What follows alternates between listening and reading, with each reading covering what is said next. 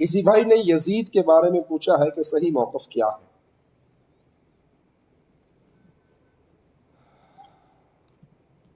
یزید، بعض لوگ یزید بن معاویہ کو، امیر معاویہ رضی اللہ عنہ صحابی رسول، مسلمانوں کے ماموں، ان کی بہن رسول اللہ صلی اللہ علیہ وسلم کی زوجہ محترمہ، کاتب وحی، 64 لاکھ مربع میل کرۂ ارض پہ توحید کا جھنڈا گاڑنے والے سیدنا امیر معاویہ رضی اللہ عنہ وارضاہ۔ کچھ لوگ یزید کو سیدنا حسین رضی اللہ عنہ وارضاہ کے مقابلے پر پیش کرتے ہیں۔ یزید کا مقابلہ کس سے کرتے ہیں؟ سیدنا حسین سے۔ یہ ظلم ہے، یہ ظلم ہے۔ میرا جملہ یاد رکھیے گا، 1 کروڑ یزید ہو، کتنے؟ 1 کروڑ یزید ہو، سیدنا حسین کے پاؤں کی خاک کے برابر۔ یہ صحابی رسول، یہ نواسہ رسول، یہ جنت کے نوجوانوں کے سردار۔ حسین کون ہے؟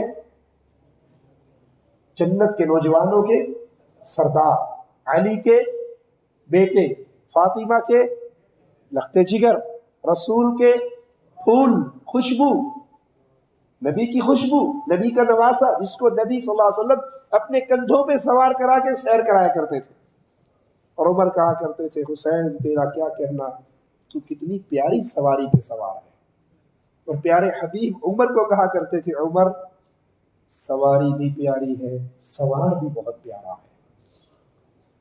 یزید بمقابلہ حسین ایسا آدمی ظالم ہے جو یزید کو حسین رضی اللہ عنہ وارضاہ کے مقابلے پہ پیش کرتا ہے۔ کروڑ یزید بھی ایک حسین نہیں ہو سکتے، لیکن دنیا رافضیت کے کروڑ ذاکر یزید کے برابر بھی، کروڑ ذاکر یزید کے برابر بھی، یزید کو بیٹھ کے گالیاں دینے والے اپنے مجموع کے اندر اور اللہ کے ساتھ شرک اکبر کرنے والے، یزید جیسا کیسا بھی تھا، کافر، مشرک، اور جو ذاکر آج یزید کو گالیاں دیتے ہیں یہ مشرک ہے، یہ بد عقیدہ ہے، ان کا کفر کھلا ہوا کفر ہے۔ تو یزید کو بمقابلہ حسین پیش کرنا بھی ظلم ہے، اور یزید کو، یہ جتنے دنیا جہان کے ذاکر ہیں ان سارے ذاکروں سے افضل ہے یزید۔ اللہ سے دعا ہے اللہ ہماری خطاؤں کو معاف فرمائے۔ اے اللہ، ہم تجھے گواہ بنا کر کہتے ہیں مولا، اس سینے میں علی کا پیار ہے، اس سینے میں حسین کا پیار ہے، اس سینے میں حسن کا پیار ہے، اس سینے میں فاطمہ کا پیار ہے، ان سینوں میں اہل بیت رسول کا پیار ہے، اصحاب رسول کا پیار ہے۔ اللہ، تجھے تیرے پیارے ناموں کا واسطہ ہے، ہمیں قیامت کے دن آل محمد، اصحاب محمد اور محمد الرسول اللہ کا پڑوسی بنانا۔ جہاں حسن ہو، جہاں حسین ہو، جہاں علی ہو، جہاں فاطمہ ہو، جہاں محمد الرسول اللہ ہو، اللہ ہم ان سے محبت کرتے ہیں بڑے گناہ گار، ہمارے عمل، زندگی بھر کے عمل بھی اہل بیت اور آل رسول کے ہم ایک نیکی کے برابر بھی نہیں ہو سکتے۔ ہمارے عمل ایسے نہیں ہے کہ ہم اہل بیت کے پڑوسی بننے کی خواہش کر سکے۔ اے اللہ، لیکن ہمیں تیرے نبی کا فرمان ملا ہے، جو جس سے محبت کرتا ہے قیامت کے دن اسی کے ساتھ ہوگا۔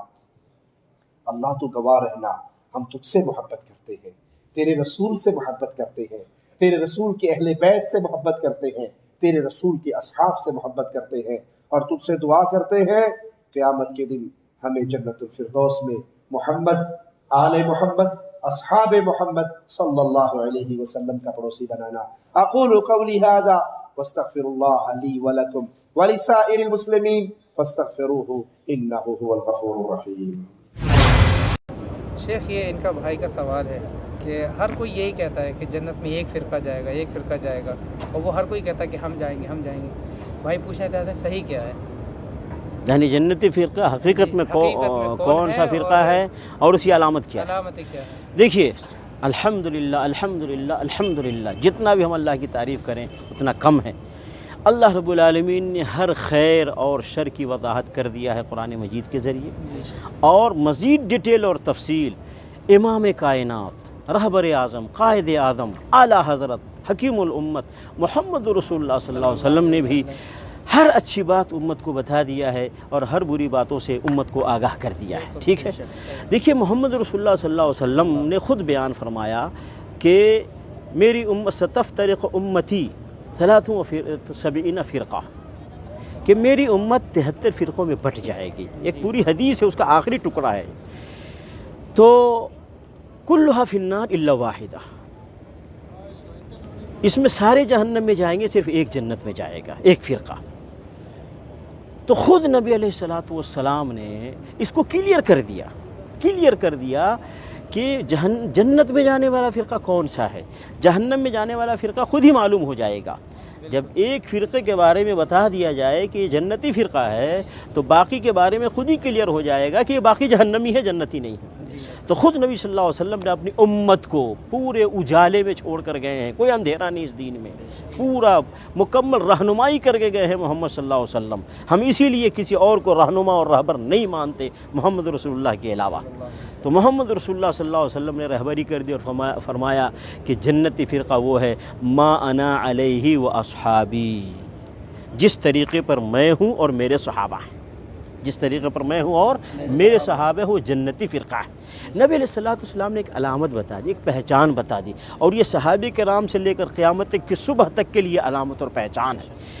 کیا مطلب کہ نبی علیہ الصلوۃ والسلام نے اپنے قول سے، نبی علیہ الصلوۃ والسلام نے اپنے فعل سے، اور صحابہ کرام نے اس دین اسلام کو سمجھ کر اس دین اسلام پر جیسے عمل کیا ہے، ویسے ہی جس نے اس دین اسلام کو سمجھا اور عمل کیا، ایک ہے اللہ کے نبی صلی اللہ علیہ وسلم قول اور فعل کے مطابق، اور دوسرا صحابہ کرام کے عقیدے اور عمل کے مطابق جو ہوگا وہ جنتی فرقہ ہے۔ کلیئر ہو گیا۔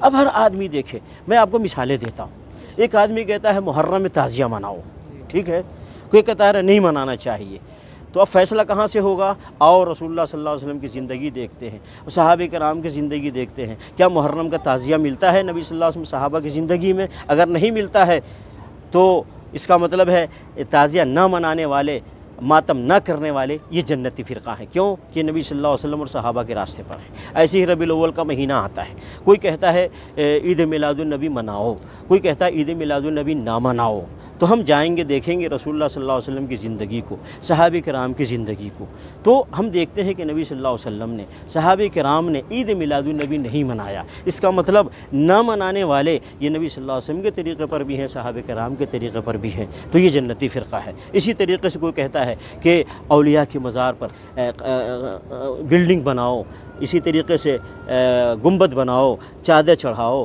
پھول چڑھاؤ، سجادہ نشین رکھو، اور اسی طریقے مجاور رکھو، اور اسی طریقے سے عرس مناؤ، اور ایک گروپ کہتا ہے نہیں یہ سارے کام مت کرو۔ تو ہم دیکھیں گے نبی علیہ الصلوۃ والسلام کی زندگی کو کہ نبی علیہ الصلوۃ والسلام کی زندگی میں کیا تھا۔ کیا نبی علیہ الصلوۃ والسلام کی زندگی میں کسی قبر پہ گنبد بنایا گیا، کسی قبر پہ بلڈنگ بنائی گئی، چادر چڑھایا گیا، پھول چڑھایا گیا، مجاور رکھا گیا، اور اسی طریقے سے سجادہ نشین وہاں مقرر کیے گئے؟ اگر نہیں کیے گئے تو جو آج نہیں کرتے ہیں یہ سارے کام وہ نبی صلی اللہ علیہ وسلم کے طریقے پر ہیں، صحابہ کرام کے طریقے پر ہیں، اور یہ جنتی فرقہ ہے۔ ایسے ہی کوئی آدمی آج کہتا ہے یہ غوث اعظم شیخ عبد القادر جیلانی غوث اعظم ہے، یا کوئی کہتا ہے یہ فلاں ولی غریب نواز ہیں، فلاں ولی بندہ نواز ہیں، فلاں نبی گنج بخش ہیں، فلاں نبی داتا ہیں، فلاں نبی مشکل کشا ہیں، حاجت روا ہیں، کوئی کہتا ہے، ٹھیک ہے، اور کوئی کہتا ہے وہ سب نہیں ہے۔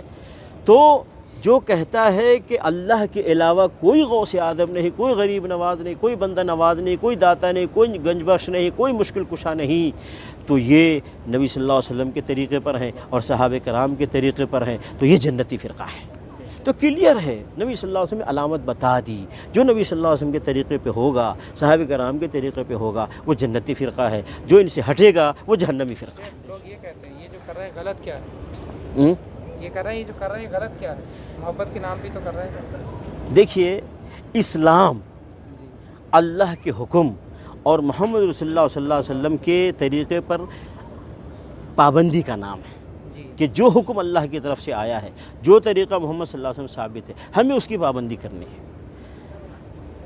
اور جو حکم نہیں ہے اللہ کی طرف سے، جو ثابت نہیں رسول اللہ صلی اللہ علیہ وسلم کی طرف سے، وہ ہمیں نہیں کرنا ہے، چاہے وہ کتنا ہی وہ عمل کتنا ہی اچھا لگے۔ میں ایک مثال دیتا ہوں، ایک مؤذن اذان دیتا ہے، اللہ اکبر لا الہ الا اللہ کہہ کے اذان مکمل کر لیتا ہے نا، اور اسے ہی اقامت میں اللہ اکبر لا الہ الا اللہ کہہ کر کے اقامت مکمل کر لیتا ہے، ٹھیک ہے۔ اب ایک دن مؤذن صاحب اذان دیتے کہتے اللہ اکبر لا الہ الا اللہ محمد رسول اللہ، اقامت کہتا ہے اللہ اکبر لا الہ الا اللہ محمد رسول اللہ، اذان بھی مکمل کرتا ہے، اقامت بھی مکمل کرتا ہے۔ کیا خیال ہے یہ مؤذن صحیح ہے یا غلط ہے؟ غلط ہے، کیوں غلط ہے؟ اس نے اچھا ہی تو کیا ہے، برا کیا کیا؟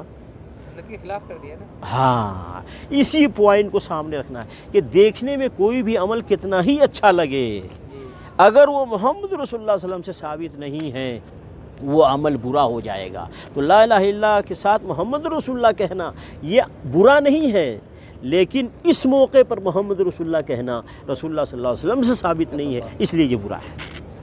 تو کلمہ برا نہیں ہے، نبی صلی اللہ علیہ وسلم کے طریقے کی خلاف ورزی کرنا برا ہے نا، اس پوائنٹ کو ذہن میں رکھنا چاہیے۔ جزاک اللہ خیر۔ رفع دین نماز میں ضروری ہے یا نہیں؟ برائے مہربانی قرآن و سنت کی روشنی میں بتائیے۔ میں آپ سے پوچھتا ہوں، آپ مجھ سے کیوں پوچھیں؟ وضو کرنا نماز کے لیے ضروری ہے یا نہیں؟ کیوں؟ یہ کس نے بتایا کہ نماز سے پہلے وضو کرو؟ رسول اللہ صلی اللہ علیہ وسلم نے۔ مسئلہ سمجھ آ گیا، اللہ کو جزائے خیر دے۔ اللہ کے نبی صلی اللہ علیہ وسلم نے نماز سے پہلے وضو کیا کرنے کا حکم دیا، اسی طرح اللہ کے نبی صلی اللہ علیہ وسلم نے یہ بھی حکم دیا صلو کما رأیتمونی اصلی، جیسے میں نے تمہیں نماز پڑھ کر دکھائی ہے ویسے نماز پڑھو۔ جس بھائی کو اللہ کے نبی کی سچی حدیث علم ہو جائے، بخاری میں 5 مسلم میں 6 روایات پڑھ لے جو سچی روایات، اور جس پہ کسی کو کوئی اعتراض نہیں، صحیح ترین روایات ہے، وہ آنکھوں سے پڑھ لے، یقین ہو جائے، تحقیق پوری ہو جائے۔